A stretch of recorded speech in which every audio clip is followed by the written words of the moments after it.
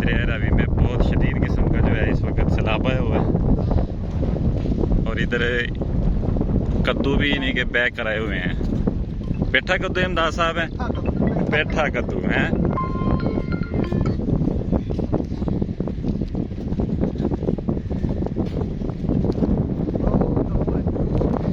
देखते हैं ये जो पेठा कद्दू इधर आए हुए हैं बैग के, ये किस टाइप के हैं। बड़े एहतियात नाल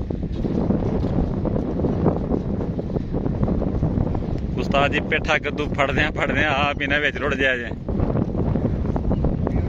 कदे पता लगे जी एक शख्स पेठा कद्दू पकड़ते हुए दरिया रावी में बह गया।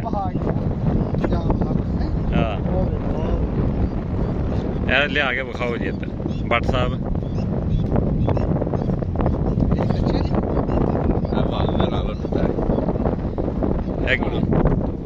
यानी कि खेतों जो पानी है ना वो वड़ चुके हैं, जिंदी वजह तो है फसलां जिहड़ियां ने रुड़ रुड़ के आ रही हैं।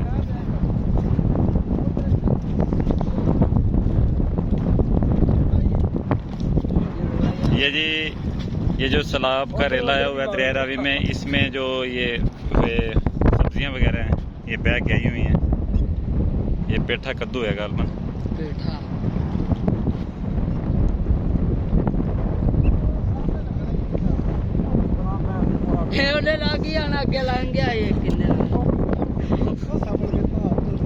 भट्ट साहब यह जड़ा ना यह सही पलिया कद्दू है।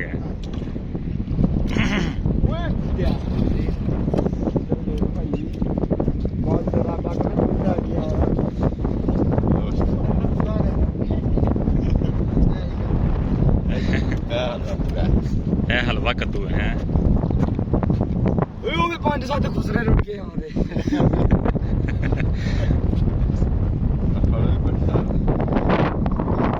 पानी का लेवल जो है ना वो बढ़ रहा है बजाय कम होने के। तो अल्लाह खैर करे, इस इलाके को इस वक्त शदीद खतरा है इस सैलाबी रेले की वजह से। या कद्दू रुड़ के आ गए ने तो और भी बड़ा कुछ रुड़ सकता है।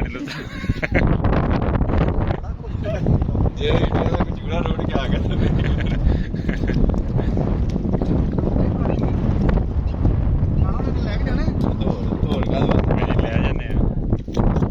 लब्बी शेख दादी ना तेली दी ना पा रही है। वो बचपन च क्या कहने होंदे थे ना असीं केड़ा किसे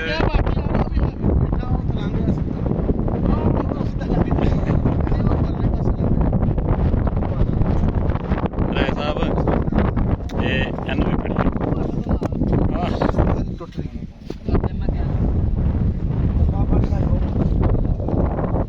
हर तरफ पानी ही पानी।